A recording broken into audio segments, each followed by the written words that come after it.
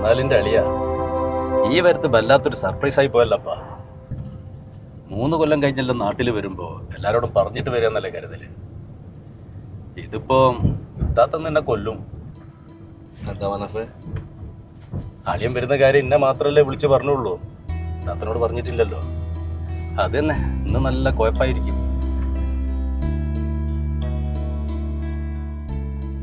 നമ്മുടെ നാട്ടിലെ ഈ പച്ചപ്പും പുഴയും ശരിക്കും സ്വർഗം തന്നെയാണ്. 15 വർഷമായില്ലേ ഗൾഫിൽ പോയി കഷ്ടപ്പെടാൻ തുടങ്ങിയിട്ട്. ഇനി ഇവിടെ തന്നെ വല്ലതും നോക്കിക്കൂടെ? ഓരോ ലീവ് കഴിഞ്ഞ് തിരിച്ച് ഗൾഫിലേക്ക് പോകുമ്പോൾ ഇതെന്റെ അവസാനത്തെ ഗൾഫിലേക്കുള്ള പോക്കാണെന്ന് വിചാരിക്കും. ഈ പോക്കോടെ എല്ലാ സാമ്പത്തിക പ്രയാസങ്ങളും തീരുമെന്ന് വിചാരിക്കും. അടുത്ത വരവ് നാട്ടിൽ ചെറുതായി എന്തെങ്കിലും കച്ചവടമൊക്കെ തുടങ്ങി കുടുംബത്തോടൊപ്പം സമാധാനത്തോടെ ജീവിക്കാമെന്ന് കരുതും. പക്ഷേ പ്രവാസിയുടെ പ്രശ്നങ്ങൾ തീരില്ലോടോ. ഗൾഫിൽ തന്നെ തുടരും ഓരോരോ കാരണങ്ങൾ ഉണ്ടായിക്കൊണ്ടേ ആ വലിയ കിച്ചണിന്റെ പുകയും ചൂടും, കൂടാതെ പുറത്തെ ചൂടും. പിന്നെ ഒരൊറ്റ ആശ്വാസം, ഈ കഷ്ടപ്പാടെല്ലാം കുടുംബത്തിന് വേണ്ടിയാണല്ലോ എന്ന് ഓർക്കുമ്പോൾ. മനാഫെ, കല്യാണത്തിന് കഷ്ടി 1 മാസമേ ഉള്ളൂ കേട്ടോ. അതെനക്കറിയാലോ. ഈ കൂടെ തന്നെ ഉണ്ടാവും. അത് നീങ്ങ എന്നോട് പറയണം അളിയ. പിന്നെ ക്ലബിൻ്റെ ഒരു കുറി കിട്ടാനുണ്ട്. ഒരു 2 ലക്ഷം റുപ്യ ഉണ്ടാവും. 2 ആഴ്ച കഴിഞ്ഞിട്ടാണ് കിട്ടല്. അത് ഞങ്ങൾക്ക് തരാം. എനക്കിപ്പോൾ അത് കിട്ടിയിട്ട് വലിയ അത്യാവശ്യമൊന്നുമില്ലല്ലോ.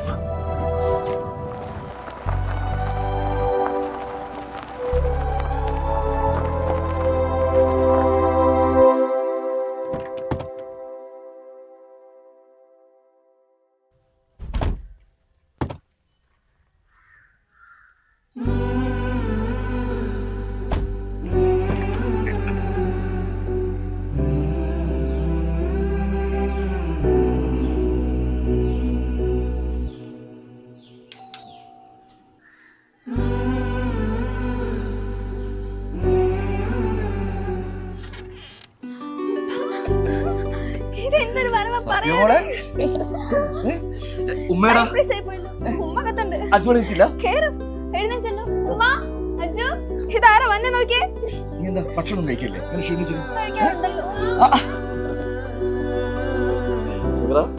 എന്തൊക്കെ പറയാതെ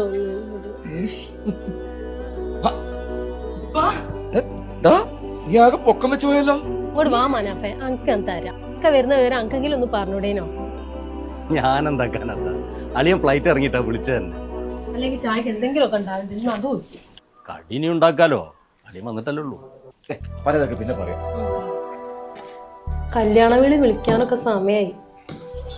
ഇനി കഷ്ടി 25 ദിവസമേ ഉള്ളൂ. ഡ്രസ്സ് എടുക്കണം, സ്വർണ്ണം എടുക്കണം. ഇക്ക നേരത്തെ വന്ന ഏതായാലും നന്നായി. കുടുംബക്കാർക്കും സുഹൃത്തുക്കൾക്കും കല്യാണത്തിന് കൊടുത്ത കാശ് തിരിച്ചു കിട്ടിയാൽ തന്നെ കല്യാണം ഉഷാറാക്കാം. എല്ലാവരും അറിയിക്കണം. അടുത്തുള്ള വീട്ടിലൊക്കെ സുഹറ പോയി വിളിച്ചാൽ മതി. ദൂരസ്ഥലങ്ങളിലൊക്കെ ഞാൻ പോയി വിളിച്ചോളാം. 2 ആൾ പോകാൻ നിന്ന് കാര്യങ്ങളൊന്നും നടക്കൂല. അയ്യോളെ, എൻ്റെ ചക്ക പിടിക്കാറുണ്ടോ? ഉണ്ടോന്നപ്പ കല്യാണത്തിന് മുന്നേ ഇവരെ വിളിച്ചോടി പോകുന്ന എന്റെ വേടി. ഇന്ന് തലശ്ശേരി ഇളാമാനെയും മുത്താപ്പൻ്റെയും ബന്ധുക്കളെ പോയി കാണാം. കണ്ണൂർ ഭാഗത്ത് നാളെ പോവാം. ദൂരമുള്ള സ്ഥലങ്ങളൊക്കെ തീർത്തു കഴിഞ്ഞാലേ അത്രയും പണി തീർന്നല്ലോ. സൂക്ഷിച്ചൊക്കെ പോണേക്കാം. ഞാൻ നിൽക്കട്ടെ. മനാഫ് കാര്യങ്ങളൊക്കെ പറഞ്ഞേ.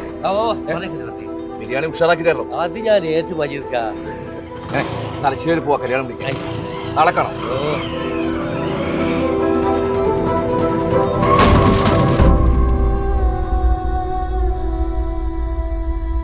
ഇതോടെ കുടിക്കേക്കാ. മതി സുഹൃ, മതി. മക്കള് സ്കൂളിട്ട് വരാറായില്ലേ? അരിപ്പെത്തും. പറഞ്ഞുറപ്പിച്ച തീയതിയിൽ ഓളെ നിക്കാതെ നിർത്തി കൊടുക്കാൻ സാധിച്ചില്ലല്ലോ സുഹൃ നമുക്ക്. ചെറുക്കനും കുടുംബവും പറഞ്ഞത് കൊണ്ടല്ലേ ഡേറ്റ് മാറ്റിയത്. ഇക്കാൻ്റെ അസുഖമൊക്കെ മാറിയിട്ട് ഉഷാറാക്കി തന്നെ കഴിപ്പിച്ച് കൊടുക്കാൻ നമുക്ക്. ഇത്ര കാലം ഇവരെ കിടപ്പ് കിടക്കാൻ തുടങ്ങിയിട്ട് മതിയായി സുഹൃ. അങ്ങനെ ഞാൻ പറയില്ലേക്കാ. കഥാ എന്തെന്നാന്ന് ഇത്ര വലിയ ചർച്ച? അളിയനെന്താ മൂത്തൊരു വിഷമം പോലെ? ഒന്നുമില്ലടാ, ഈ കട്ടിൽ ജീവിതം തീർന്നു പോകുമെന്ന് എനിക്കൊരു പേടി. എന്താണ് അളിയ, അങ്ങനെ ഒന്നും ചിന്തിക്കല്ലേ. ഇത്താത്ത ഞാനൊരു കാര്യം പറയാൻ വേണ്ടി വന്ന, അളിയനെപ്പോലെ ആക്സിഡൻറ്റ് പറ്റി തളർന്നു പോയവരെ, അതുപോലെ തന്നെ ഈ മരത്തിൽ നിന്ന് വീണ് തളർന്ന് കിടപ്പിലായവരെയൊക്കെ നിരന്തരമായ പരിശീലനത്തിലൂടെ തിരിച്ച് ജീവിതത്തിലേക്ക് കൊണ്ടുവരുന്ന ഒരു സ്ഥാപനമുണ്ട് നമ്മളെ കണ്ണൂർ തളിപ്പറമ്പ് തന്നെ, CH സെൻറ്റർ. ഈ ഭിന്നശേഷി കുട്ടികളുടെ വിദ്യാഭ്യാസം, അതുപോലെ സൗജന്യ ഡയാലിസിസ്, ഇങ്ങനെയുള്ള ഒരുപാട് ജീവകാരുണ്യ പ്രവർത്തനങ്ങൾ നടത്തുന്ന ഒരു സ്ഥാപനമാണ്. അളിയ, എനിക്ക് ഉറപ്പുണ്ട് അളിയൻ അവിടെ കൊണ്ടു ചെന്നാൽ ഇത്താത്ത അളിയൻ എണീറ്റ് നടക്കും. ഇജ്ജ് അതിനുള്ള ഏർപ്പാടുണ്ടാക്കും. നാളെ തന്നെ കൊണ്ടോ? എല്ലാ ഏർപ്പാടും ഞാൻ ചെയ്യാം കേട്ടാ. സമാധാനമില്ല അളിയ.